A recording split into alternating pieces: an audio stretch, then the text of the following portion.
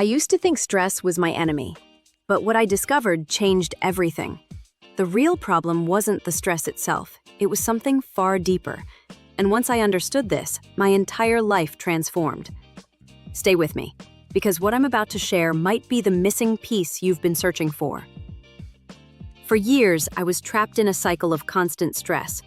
Every new challenge felt like a threat. Public speaking, my heart would race. New projects, immediate panic. Meeting new people, I'd find excuses to avoid it. I thought I was just stressed. That's what I told everyone. I'm stressed. But stress was just the surface. The truth? Behind every anxious moment was a voice whispering, "You can't handle this. You're not good enough. You'll fail. Everyone will see you're a fraud." This insecurity disguised itself as stress. It showed up everywhere. Procrastination before important tasks, overworking to prove my worth, avoiding opportunities that could help me grow, constant comparison with others. Physical symptoms, headaches, tension, exhaustion. I was exhausted, not from doing too much, but from running away from my own perceived inadequacy. The stress wasn't caused by the situation. It was caused by my belief that I couldn't handle the situation. Then came the breakthrough. One day, after another panic attack before a presentation, I asked myself, what am I really afraid of?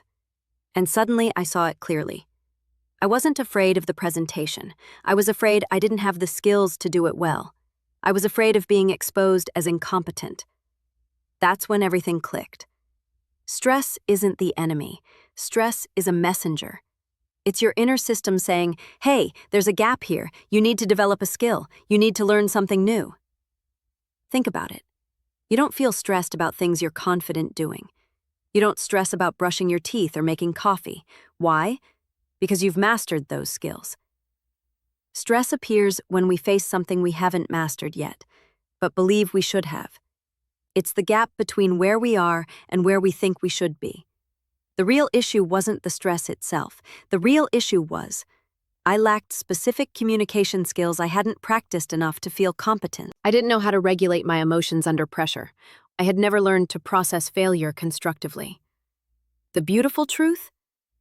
All of these are learnable. Skills can be developed. Confidence isn't something you're born with. It's something you build, brick by brick, skill by skill.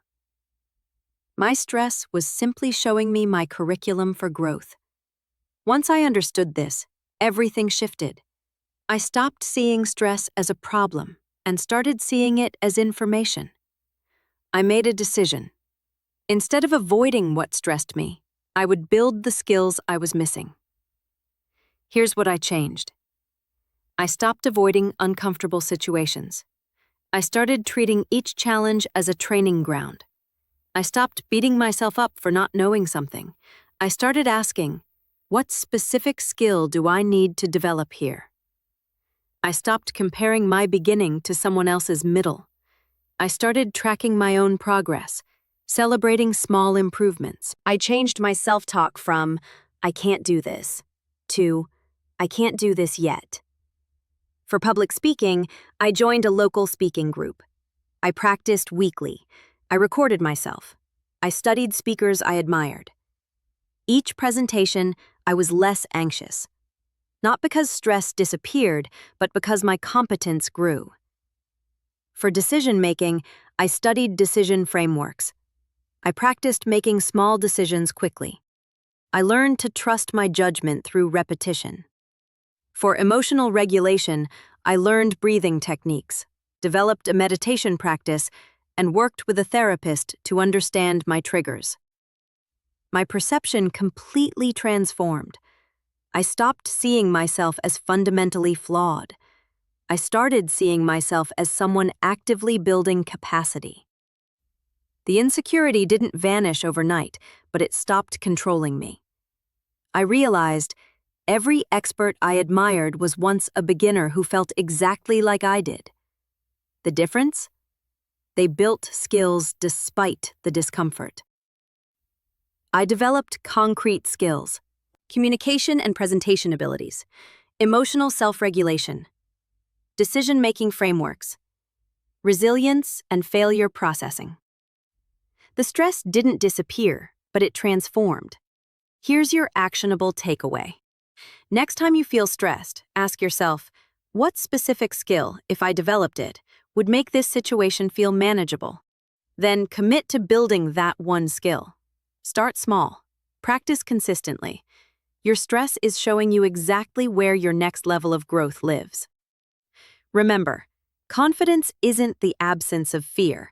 It's the presence of competence. Build the skills.